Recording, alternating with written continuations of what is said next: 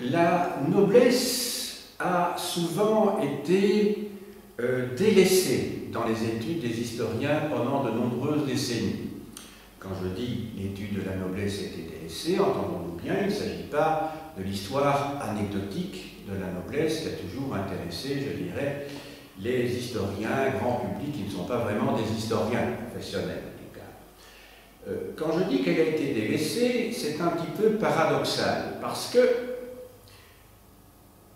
après la Deuxième Guerre mondiale, on s'est beaucoup intéressé à l'histoire des petites gens, l'histoire des paysans, l'histoire des artisans, des bourgeois éventuellement, l'histoire des villes et des campagnes, mais vue du point de vue des petits. Et paradoxalement, on n'a pas étudié ceux qui exploitaient la population et on n'étudiait pas non plus leur mode de vie, tout ça parce qu'il y avait un a priori, je dirais, de type marxisant, on peut le dire, qui faisait que, eh bien, on estimait que c'était l'immense majorité de la population qui avait droit à se réapproprier son histoire, puisqu'avant on faisait essentiellement l'histoire politique et militaire, c'est-à-dire l'histoire des rois, des chefs d'État, des généraux, des batailles.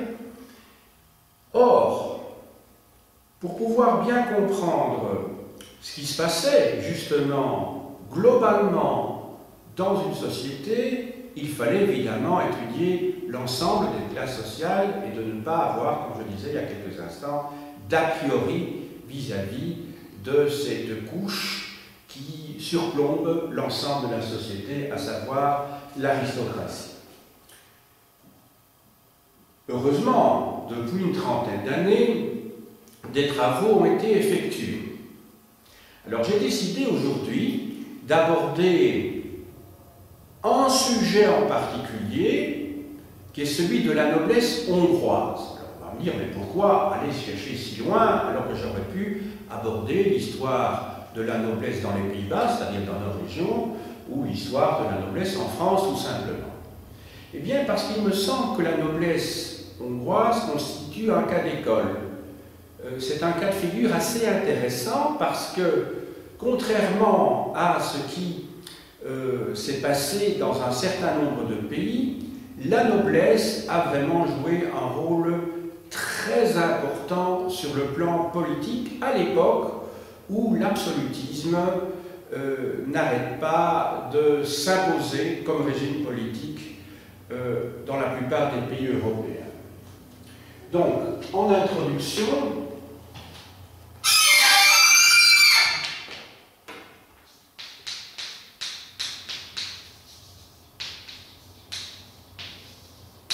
il me paraît important de rappeler, ou plutôt d'évoquer, l'intérêt que revêt à double titre ce sujet, la noblesse comme classe sociale, pour la compréhension globale de la société, et d'autre part, le cas de la Hongrie, qui est un cas exemplaire.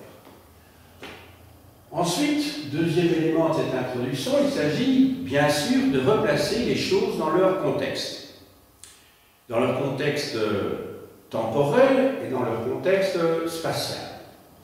C'est la raison pour laquelle, comme d'habitude, j'ai tracé une ligne du temps et j'ai donc repris des éléments importants d'une carte qui correspond à celle de la Hongrie au XVIIIe siècle. Nous allons commencer tout d'abord par la ligne du temps.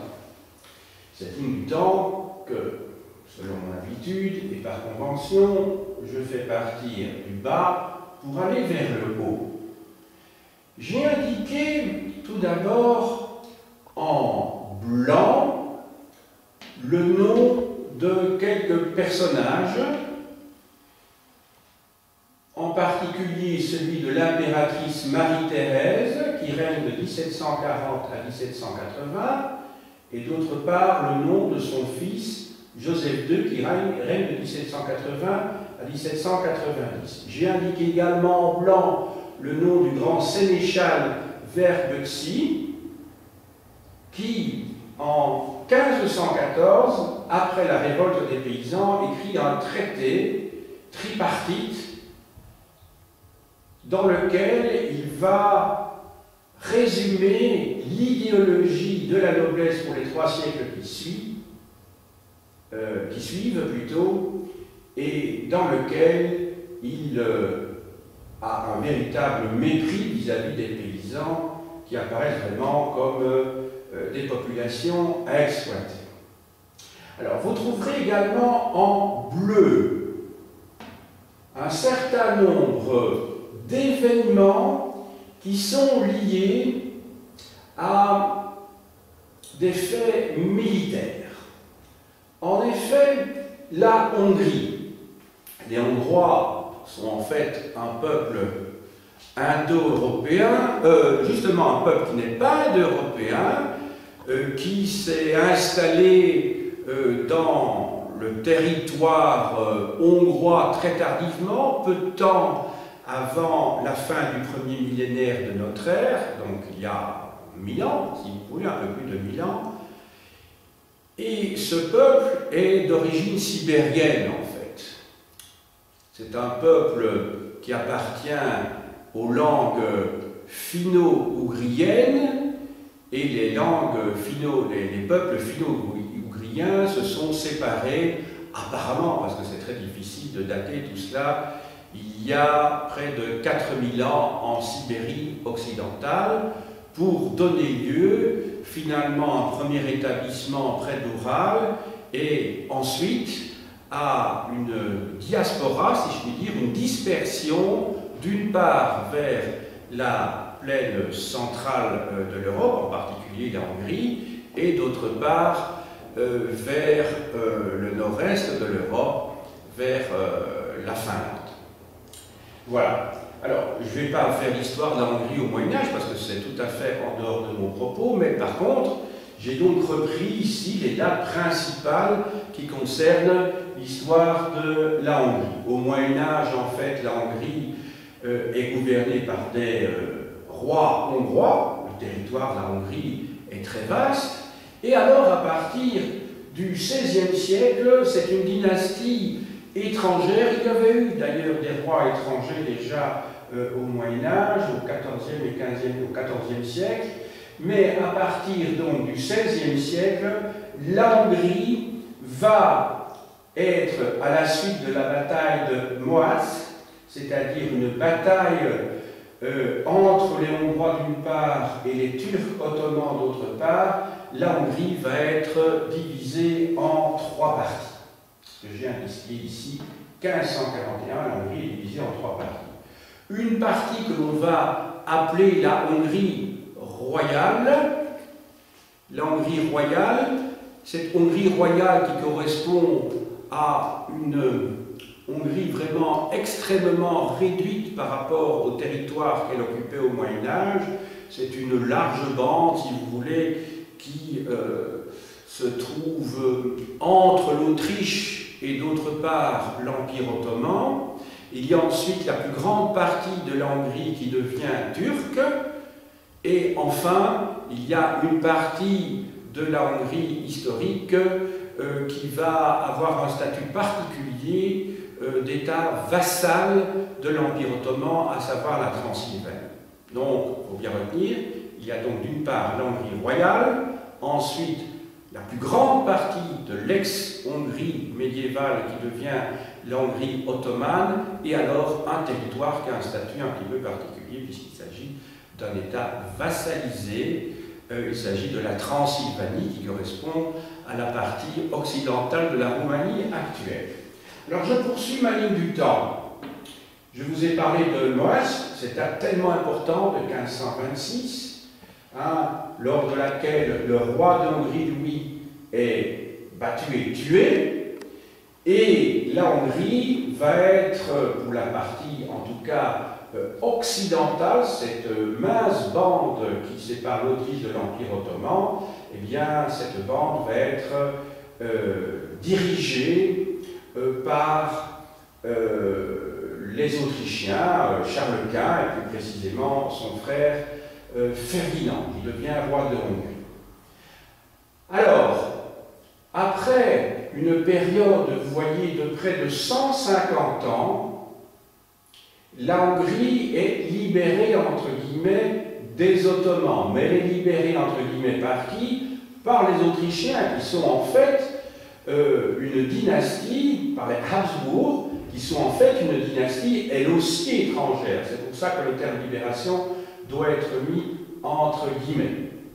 Ensuite, vous voyez qu'il y a deux paix, une de 1699 et une de 1718 qui sont mentionnées, celle de Karlovitch et celle de Passarovitch, qui correspondent en fait à, je vais vous montrer sur la carte dans un instant, à des moments importants, puisque l'Empire d'Autriche va s'agrandir, plus exactement les territoires des Habsbourg vont s'agrandir très fortement vers l'Est. Alors, vous voyez qu'en rouge sont mentionnés en fait des révoltes ou des guerres des Hongrois contre les Habsbourg, sauf la première, celle de 1514, qui est encore une révolte des paysans menée contre le roi de Hongrie de l'époque, donc je crois que c'est encore Louis de Hongrie. Voilà. Je vous signale, puisqu'ici nous sommes en Belgique, que la femme de ce roi hongrois qui décède, en fait, c'est la fameuse Marie de Hongrie qui va gouverner, en tant que gouvernante générale, notre territoire. Alors, nous allons passer maintenant du côté de la carte. Alors, nous allons retrouver un certain nombre de noms dont je vous ai parlé.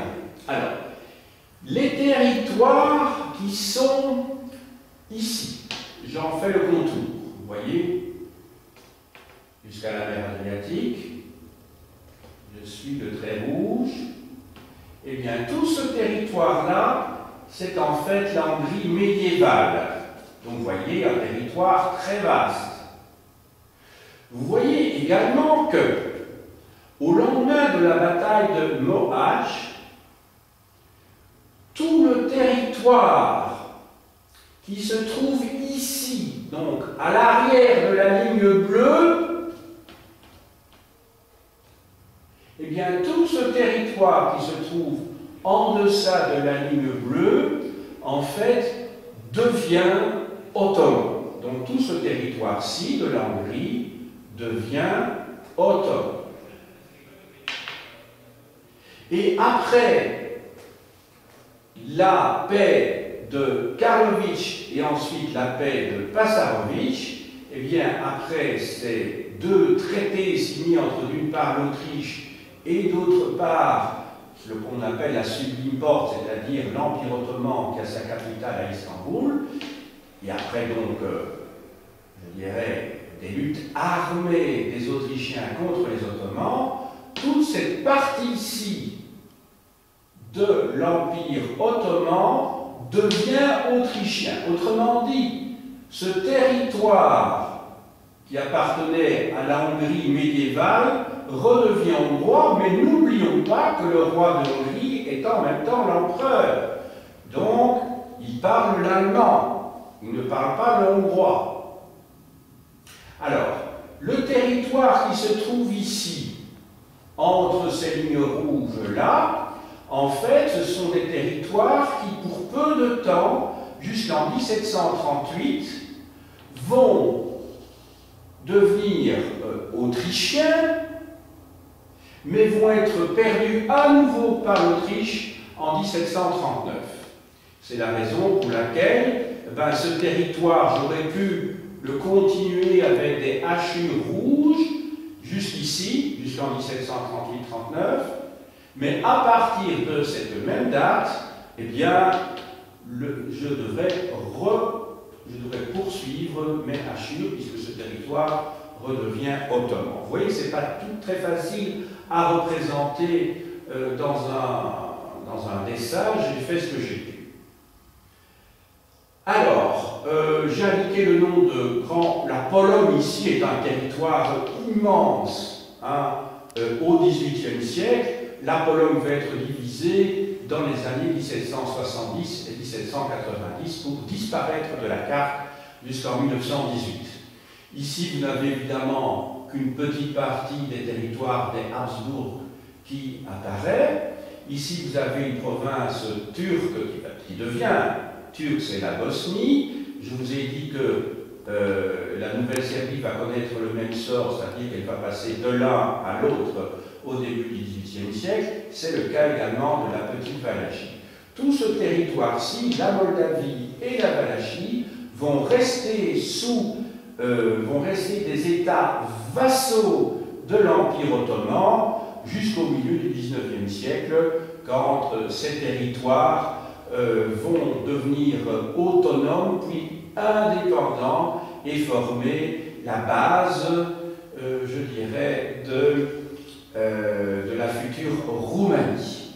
Voilà, la Transylvanie ne va devenir roumaine qu'après la Première Guerre mondiale, et là on assistera à la formation d'un grand État roumain, qui comprendra la Moldavie, la Valachie, la Transylvanie, plus un territoire qui se trouve ici, qui s'appelle maintenant la Moldavie, Moldau, qui est en fait l'ancienne Bessarabie. Vous voyez également sur cette carte que j'ai indiqué, j'ai mentionné deux révoltes importantes, celle de Tököli et celle de Rákóczi, vous voyez, qui se situe ici. Voilà, alors justement, nous allons retourner maintenant à la carte, plutôt à la ligne du temps. Voyez qu'il y a de nombreuses révoltes des Hongrois contre en fait les Habsbourg.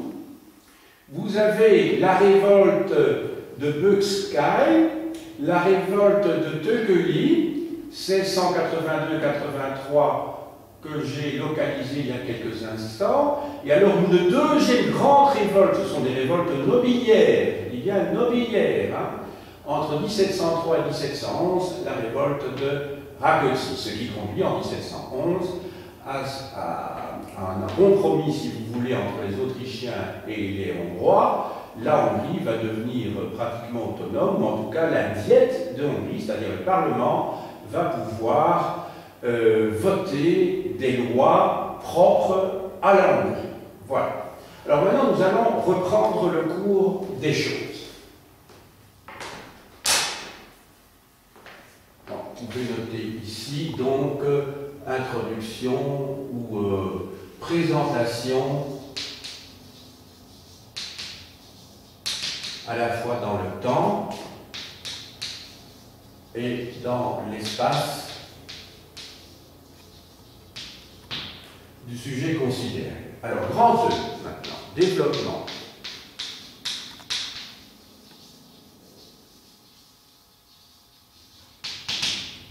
Développement.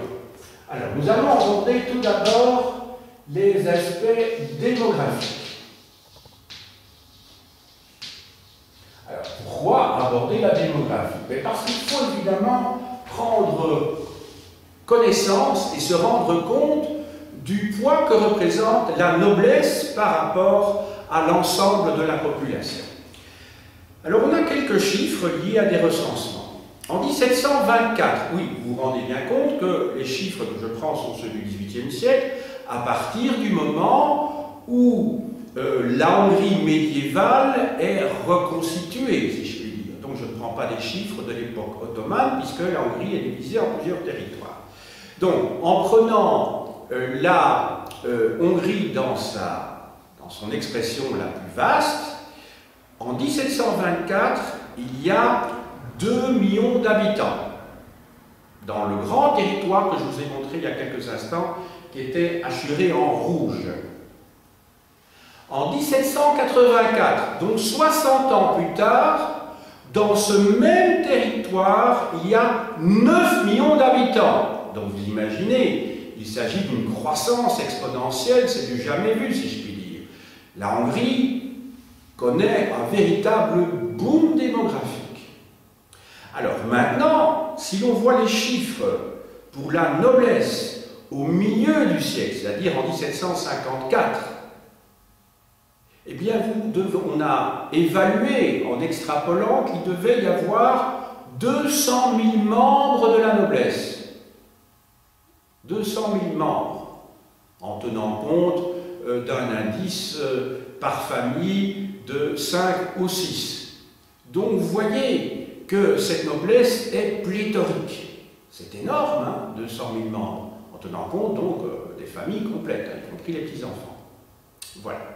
Donc, premier élément qu'il faut avoir en tête, c'est que la noblesse en Hongrie est très nombreuse, et d'autre part que la population connaît un véritable boom sur le plan démographique. Alors, petit b, on va voir quelle est la dynamique la dynamique sociale dans laquelle se trouve la noblesse. Alors, petit 1, on va voir maintenant ce qui unit et ce qui divise cette noblesse. Donc, unité et diversité. Alors, ce qui divise la noblesse, c'est que, à partir du XVIe siècle, dans sa grande majorité, la noblesse adhère à la réforme. Autrement dit, les nobles deviennent protestants. Premier élément. Dans le courant du XVIIe siècle, il y a une reconquête dans le cadre de la contre-réforme qui conduit à ce qu'une partie de la noblesse redevienne catholique. Ça, c'est le premier élément. Ensuite, que peut-on noter également? Alors, on peut noter également que, en termes d'unité maintenant, en termes d'unité, alors vous pouvez noter ici peut-être qu'il y a la religion, mais qu'en termes d'unité, il y a deux éléments très importants. C'est que les nobles se sentent tous faire partie d'un même ensemble. Il y a une forte homogénéité, je dirais, non pas sur le plan socio-économique, au sein de la noblesse, on va voir que là, il y a justement beaucoup de différences, mais il y a le sentiment d'appartenir à un même groupe. Donc cette idéologie nobiliaire réunit tous les nobles, qu'ils soient grands, moyens ou petits, autour d'un même idéal. Très important. Alors quels sont les éléments communs à tous ces nobles? C'est que ce sont des privilégiés. Autrement dit, au sens étymologique, c'est qu'ils disposent d'un certain nombre de lois qui leur sont favorables, qui leur sont propres et qui les distinguent de tous les autres Hongrois. C'est cela que ça veut dire privilège. Il y a deux mots latins. Un privae leges, ça veut dire qu'ils ont des lois privées, ce ne sont pas des lois communes.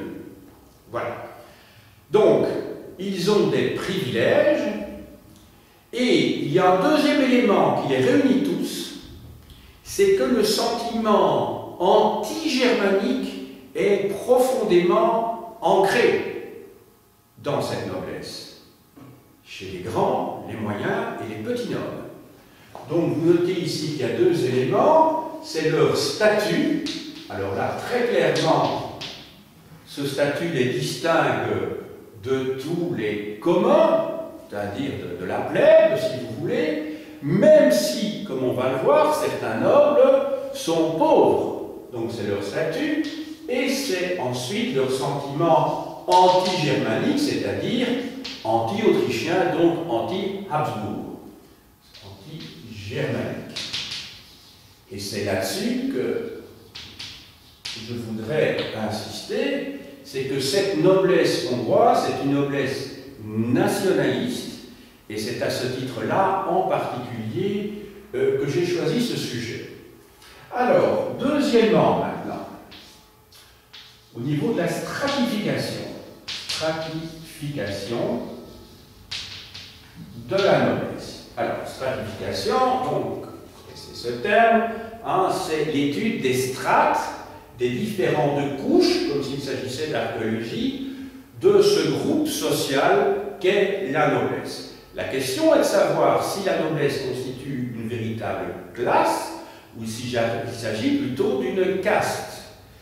Comme on va le voir, ce qui détermine une classe sociale, c'est plutôt, je dirais, son niveau de vie, le mode de production de ce groupe et le rapport qu'il a justement dans les rapports de production.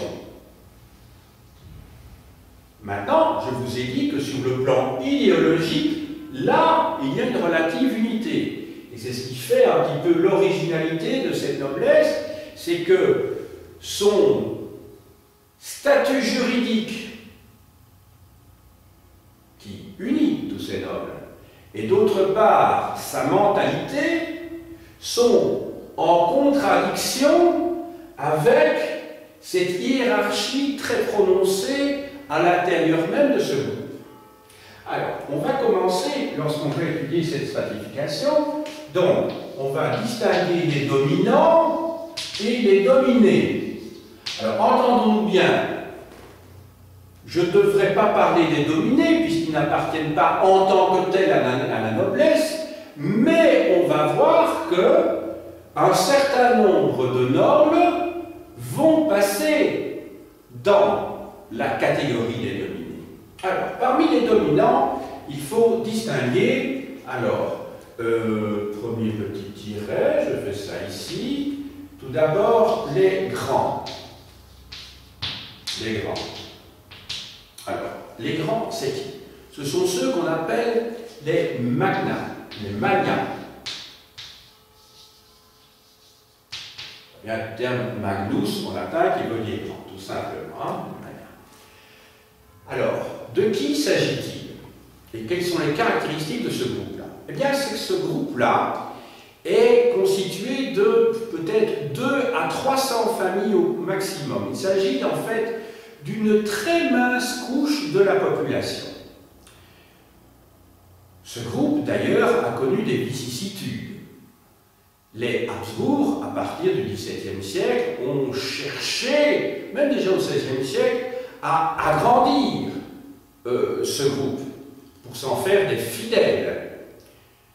Ce groupe, en fait, est composé de très grands propriétaires terriens qui possèdent d'immenses latifundia. Donc ce sont de très grands propriétaires terriens. Ce sont ces mêmes nobles qui, aux yeux, en tout cas, et à juste titre, de la monarchie des Habsbourg à Vienne, constituent une menace. Parce que ce groupe des magnats, c'est dans ce groupe-là que l'on trouve comment je dirais, les personnes les plus séditieuses, et c'est dans ce groupe-là que vont naître des velléités d'indépendance contre les Habsbourg, et ceci jusqu'au XIXe siècle, même si un compromis va finalement être trouvé. C'est dans ce groupe que l'on va trouver les chefs des révoltes de 1682-1683, à savoir István Tököli, et c'est dans ce groupe également que va naître la fameuse révolte entre 1703 et 1711 de Ferenc Rákóczi II. Oui, István, en fait, c'est tout simplement Étienne, et Ferenc, ça veut dire tout simplement François. Donc tous ces termes, on trouve leur équivalent dans les langues occidentales. Bon.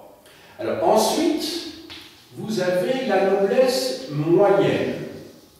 Alors cette noblesse moyenne, elle est assez importante.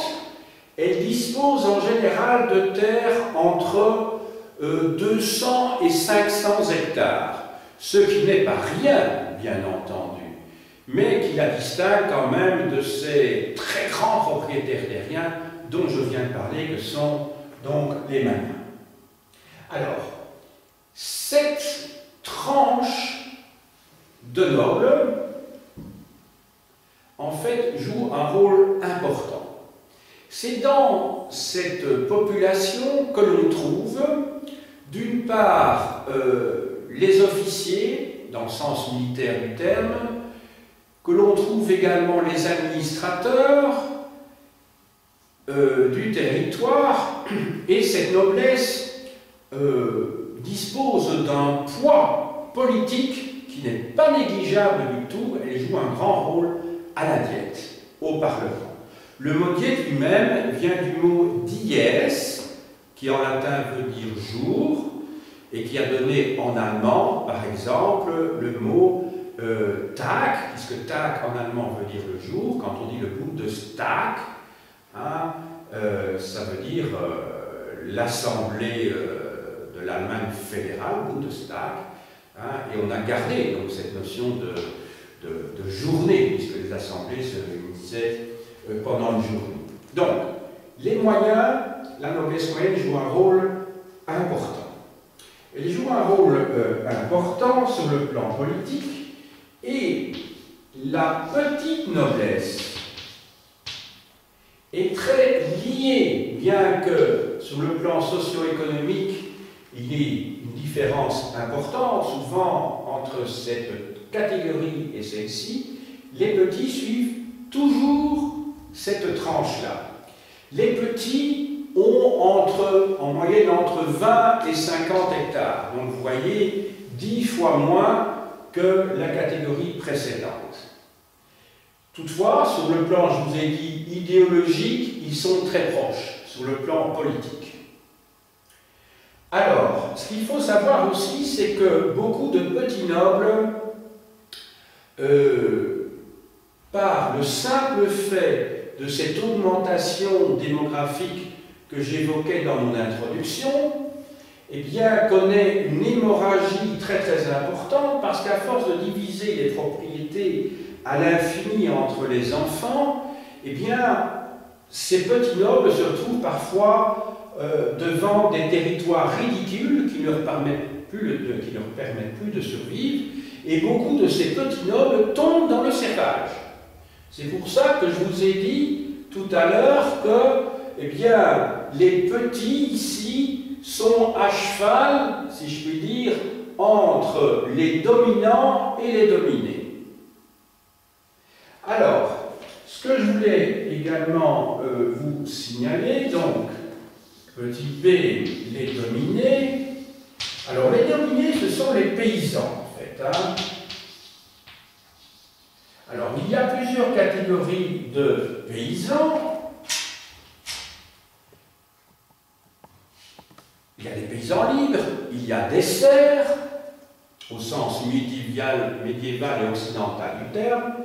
Mais la Hongrie, comme tous les pays d'Europe centrale et d'Europe orientale, va connaître à partir du XVIe siècle un phénomène que j'évoquais déjà la semaine passée lorsque nous avons étudié la seigneurie allemande du XVIIIe siècle, c'est-à-dire le second servage. Alors je répète ce que signifie cette expression. Alors le second servage, c'est en fait un phénomène qui se développe au XVIe siècle dans le cadre d'une économie de marché, on peut bien dire d'un premier capitalisme, au XVIe siècle, à partir du moment où, en Italie, en Allemagne, dans nos régions, le besoin de grains se fait de plus en plus sentir, et l'on va profiter des cours relativement bas du prix du blé d'Europe centrale, c'est-à-dire de la Hongrie, de la Pologne, de la Bohême, de la Prusse, c'est-à-dire la partie de l'Allemagne qui se trouve tout à fait à l'est, voire franchement à l'est de l'Empire à ce moment-là, enfin, qui fait partie de ce qu'on appelle, de ce qu'on va appeler longtemps l'Allemagne, si vous voulez, qui a disparu, puisque maintenant la Prusse, le territoire de la Prusse se trouve dans le territoire actuel de la Pologne, voire un territoire russe, qui est l'ancienne Prusse orientale, c'est-à-dire le territoire de Kaliningrad, qui est cette enclave entre la Pologne et la Lituanie à l'heure actuelle. Alors, ces paysans, donc, pour beaucoup d'entre eux, doivent subir le second servage. Alors, pourquoi parle-t-on de second servage? Eh bien, parce que, Au Moyen-Âge, dans ces régions-là, soit le servage existait, soit il n'y avait pas de poids très lourd du système seigneurial sur les paysans, et donc les paysans étaient relativement libres. Mais à partir du XVIe siècle, dans le but d'augmenter leurs profits,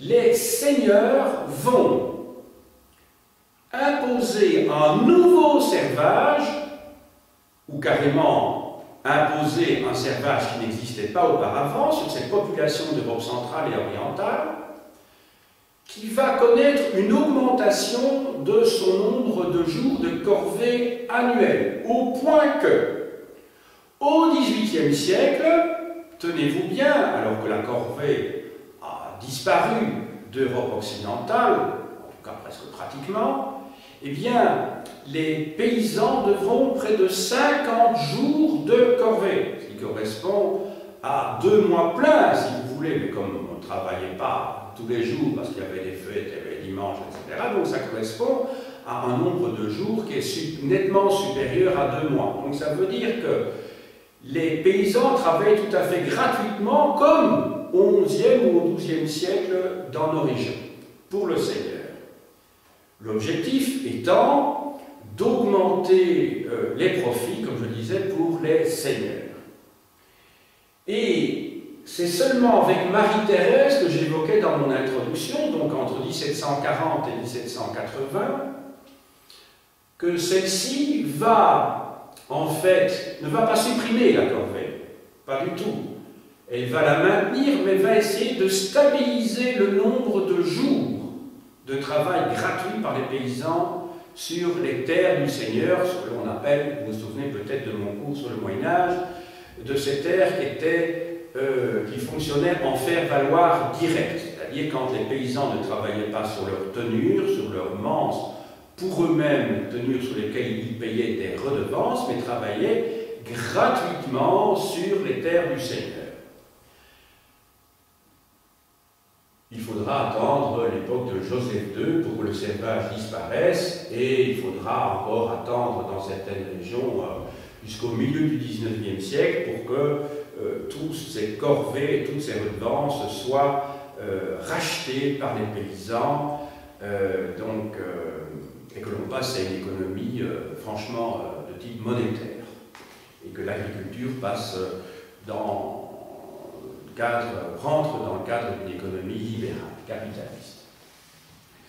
Alors, ce qu'il faut retenir également, on va passer maintenant, vous avez bien retenu donc en fait que la noblesse est diverse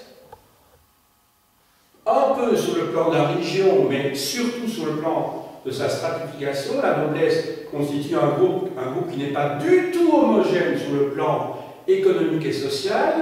En revanche, sur le plan juridique et sur le plan des mentalités, là, il s'agit d'un groupe très homogène. Et c'est ce qui fait un petit peu les contradictions de ce groupe social.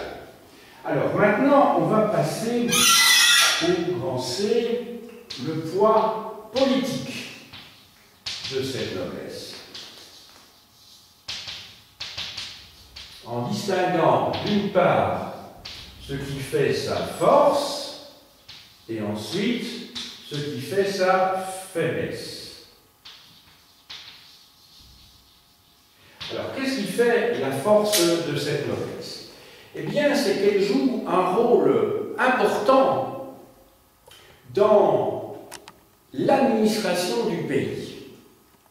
Elle joue un rôle vraiment important. En effet, l'Assemblée, c'est-à-dire l'Assemblée nationale, pourrait-on dire, mais en fait il s'agit d'une Assemblée, bien entendu, purement, presque essentiellement nobiliaire à cette époque-là, eh bien, cette Assemblée n'hésite pas à s'opposer au pouvoir des Habsbourg. Elle émet des revendications, elle s'oppose même parfois très fermement, puisque ça peut conduire à un certain nombre de révoltes. Je pense à ces révoltes de la fin du XVIIe siècle et du début du XVIIIe siècle, à l'époque de Tocqueville et de Rákóczi. Et elle il parvient comment dirais-je, à avoir satisfaction dans un certain nombre de cas. Et c'est pour ça que le cas de la Hongrie me paraît particulièrement intéressant, c'est que l'on retrouve avec cette république nobiliaire, république étant entendue ici en tant qu'État, bien entendu, dans cette république nobiliaire qui est théoriquement dirigée par un monarque, qui est à Habsbourg, eh bien, ce cas qui est développé par Montesquieu en 1748 dans l'Esprit des lois, où il répartit, je dirais, il analyse les différents types de pouvoirs, monarchie, aristocratie, démocratie, et où il finalement développe l'idée selon laquelle ce système de république nobiliaire peut avoir toute une série d'avantages. Il faut se souvenir que Montesquieu est un parlementaire au sens de l'Ancien Régime, c'est-à-dire que c'est un grand magistrat, et il développe l'idée de l'importance des pouvoirs intermédiaires dans la gestion d'État. Il s'oppose à la monarchie absolue de droit divin, et il s'oppose également à la démocratie. C'est un noble, il ne peut pas, il appartient à la noblesse de Rome, et donc il développe plutôt l'idée que ce sont les pouvoirs intermédiaires qui permettent à un État d'éviter toute forme de dictature, même si ce terme est tout à fait anachronique pour le XVIIe siècle, c'est-à-dire toute forme de pouvoir absolu. Eh bien, justement, cette noblesse hongroise a permis donc à la Hongrie d'éviter, tant que faire se peut, l'absolutisme qui était imposé par les Habsbourg dans leurs autres territoires héréditaires. Donc c'est ce qui explique que la Hongrie a une tradition très différente de l'Autriche et des autres pays héréditaires des Habsbourg. L'absolutisme n'a jamais pu s'imposer en tant que tel, même si les Habsbourg sont parvenus, malgré tout, à un certain nombre de résultats allant dans le sens de leur politique. Maintenant, quelle est la faiblesse de cette noblesse hongroise? Eh bien, c'est que cette noblesse a encore une idéologie, je dirais, féodale, un peu archaïque, certainement pas une idéologie moderne, allant dans le sens de l'État moderne. Ça ne veut pas dire un État bon et juste, mais un État au sens tel que nous le connaissons à l'heure actuelle, qui a été perfectionné évidemment depuis le XVIIIe siècle, avec une administration, même une bureaucratie qui régente la vie quotidienne. En effet, le point faible, c'est l'armée.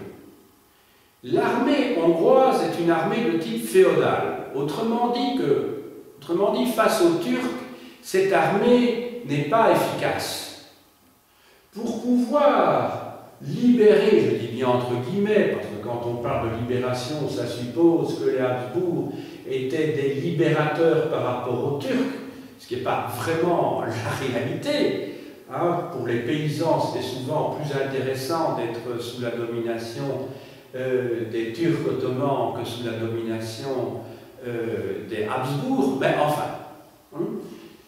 Eh bien, cette armée est inefficace et donc les Hongrois ont été bien heureux que ce soit cette armée de type moderne qui puisse libérer, entre guillemets, les territoires qui appartenaient depuis le Moyen-Âge à la Hongrie royale. Donc les Hongrois sont bien heureux de ce point de vue-là, sur le plan militaire, d'être aidés par les Autrichiens auxquels ils font appel, et c'est ainsi que, en conclusion, rang 3, il me paraît important de noter que le compromis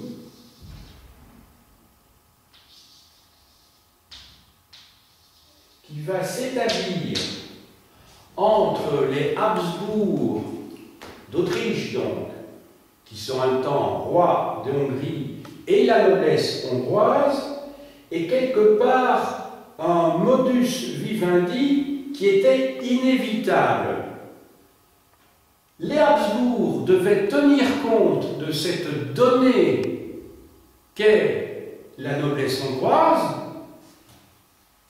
noblesse très indépendante, autonome, nombreuse aussi, qui a de l'expérience sur le plan politique, et d'autre part, qui est anti-germanique, qui est indiqué en introduction, et compromis d'autre part avec cette noblesse hongroise qui n'est pas très efficace sur le plan militaire, parce qu'elle est mal organisée. Elle est organisée comme une armée féodale, c'est-à-dire avec beaucoup de chefs et sous-chefs qui essaient de tirer la couverture à eux et qui sont difficilement soudés dans le cadre d'une stratégie globale face à un ennemi commun. Et c'est comme ça que le fameux compromis, le célèbre compromis de 1867, qui conduit à la création de cette monarchie bicéphale, de cette double monarchie austro-hongroise, eh bien, était déjà en place, en fait, dans les années 1665-1670, au moment de la reconquête par l'Autriche des territoires de la Hongrie royale médiévale qui avaient été conquises par les Ottomans. Ça, c'est la première conclusion que je tirais, c'est que donc ce compromis de 1867, donc très tardif, il y a 150 ans, est le résultat inévitable d'un rapport de force entre cette noblesse et d'autre part, cette noblesse hongroise, et d'autre part, la monarchie des Habsbourg. Maintenant, on a bien vu que cette noblesse, en termes de stratification, n'est pas homogène du tout, qu'il y a des nobles qui correspondraient à ce qu'on appellerait maintenant des milliardaires, et qu'il y a d'autre part des nobles qui correspondent un petit peu à la vision que l'on a du célèbre, enfin du capitaine Fracasse dans le roman de Théophile Gautier, qui vit dans la misère, puisque certains de ces nobles tombent même en servage, parce qu'ils n'ont plus de quoi vivre, et donc doivent accepter de travailler pour des membres de la moyenne noblesse. Alors ce que je voudrais dire également en conclusion, c'est que cette noblesse hongroise du XVIe au XVIIIe siècle est un cas un peu particulier que l'on retrouve d'une certaine manière en Pologne à la même époque, c'est-à-dire une noblesse très nombreuse, une noblesse qui veut participer au pouvoir dans le cadre d'une diète, c'est penser un petit peu à l'organisation de cette monarchie qui est en fait une république polonaise, ou plutôt une grande oligarchie, où finalement tous ces nobles polonais veulent avoir droit au chapitre, et république, c'est une monarchie, entendons bien, c'est une monarchie entre guillemets, puisque le roi est électif et doit se soumettre de toute façon aux décisions unanimes de la diète polonaise dans laquelle il fallait l'unanimité pour qu'une décision soit d'application. Il suffisait d'un seul représentant noble à cette diète pour que la proposition devienne caduque. C'était ce fameux droit de veto qui a conduit finalement, face aux puissantes monarchies absolues qu'étaient l'Autriche, la Prusse et la Russie, dans le dernier tiers du XVIIIe siècle, à la division entre tous les nobles et au partage de la Pologne, puisqu'en fait, il y avait parmi les nobles un clan pro-autrichien, un parti pro-russe, et encore une dernière faction pro-prussienne. Et c'est cela qui a conduit finalement à la division de la Pologne, ce sont les divisions internes face justement à ces géants de l'époque en Europe centrale et orientale qu'étaient la Prusse, l'Autriche et la Russie. Donc, cette noblesse hongroise a une originalité, c'est qu'elle est très indépendante, très autonome. Elle ne fonctionne pas comme les noblesses d'autres pays, sinon la noblesse polonaise, et c'est en cela qu'elle méritait d'être étudiée en tant que telle. Alors il me reste maintenant de vous montrer quelques ouvrages, comme d'habitude, qui vous permettront d'approfondir le sujet. Alors, je me suis servi de l'atlas historique sous la direction de Duby, je crois, celui-ci. Non, je n'ai pas d'indication, mais il me semble que c'est sous la direction. Non. Enfin, publié par les éditions en français, oui, la librairie Stock et librairie académique Perrin. Voilà. Mais vous savez, les atlas historiques, vous avez celui dirigé par Vidal-Naquet, vous avez celui dirigé par Duby, celui dirigé par Emmanuel Leroy-Ladurie. Donc, vous avez des tas de possibilités pour vous en tirer et donc dresser à la fois une chronologie et une carte des pays que vous étudiez. Alors, un ouvrage qui est évidemment important, c'est celui de Miklos Molnár. Miklos, ça veut dire Michel, en fait. Hein. Miklos Molnár, Histoire de la Hongrie, aux éditions Tempus. Voilà. Alors, dans cet ouvrage, vous avez une histoire depuis les origines jusqu'à nos jours, et vous avez à la fin de cet ouvrage une chronologie qui vous permet de s'y retrouver un petit peu. Alors, de Jean Meyer, qui est un spécialiste de la noblesse mais française, une synthèse suivie d'études de cas sur la noblesse européenne au temps moderne. Cet ouvrage s'intitule « Noblesse au pluriel et pouvoir dans l'Europe d'Ancien Régime », publié en Hachette Littérature, et vous avez un chapitre consacré justement à la noblesse hongroise, à côté de chapitres consacrés aux noblesses britanniques, espagnoles, polonaises, italiennes, françaises, etc. Alors, de Victor Louis Tapier, L'Europe de Marie-Thérèse du baroque aux Lumières, chez Fayard. Un ouvrage que je vous ai déjà montré la semaine dernière, L'abolition de la féodalité dans le monde occidental,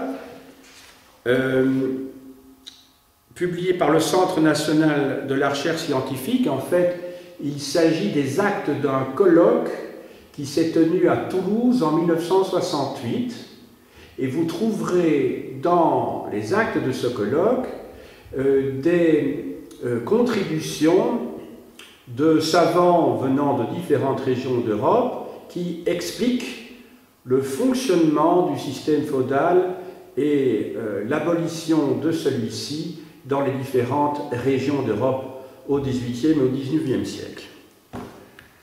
Alors, publié par une de mes amies, Ilona Kovacs, et publié également par Béla Köpetsy, le testament politique et moral de François II Rákóczi. Je vous montre la couverture arrière qui est en français, parce que si je vous la montre de l'autre côté, comme si c'est d'un Coran, si vous voulez, c'est un petit peu plus difficile à comprendre puisqu'il s'agit de hongrois. C'était publié par l'Académie des sciences de Budapest. J'en ai fait un compte-rendu dans le bulletin de la Société d'histoire moderne. Alors, sur la noblesse encore, 3 ouvrages, mais qui concernent cette fois-ci la noblesse française. De Guy Chaussinan-Nogaret aux éditions Complexes, La noblesse au XVIIIe siècle, de la féodalité aux Lumières. Un ouvrage qui a à l'époque remis complètement en question l'image que l'on avait de la noblesse en France, comme étant comment dirais-je, le soutien de cette monarchie conservatrice et absolutiste. Pas du tout. Guy Chaussinan-Nogaret montre que cette noblesse au XVIIIe siècle n'est pas conservatrice, qu'au contraire, elle est très dynamique et qu'elle a participé au développement économique de la France au XVIIIe siècle et en particulier dans la période qui précède les Lumières. Donc qu'il y a véritablement une noblesse éclairée et qu'il ne faut pas mettre tous les aristocrates dans le même sac. Alors de François Buch, la vie quotidienne de la noblesse française au XVIIIe siècle dans la collection Hachette Littérature. Et enfin, de Jean Meyer, le même qui est l'auteur de la synthèse que je vous ai présentée au début de cette bibliographie, de Jean Meyer, La noblesse bretonne au XVIIIe siècle, dans la collection Sciences Flammarion. En fait, il s'agit d'un abrégé de sa thèse de doctorat, donc sans les annexes et la paracritique, mais vous avez donc une monographie donc extrêmement intéressante sur un cas particulier, c'est d'une noblesse de province en France, donc au siècle des Lumières. J'ai dit.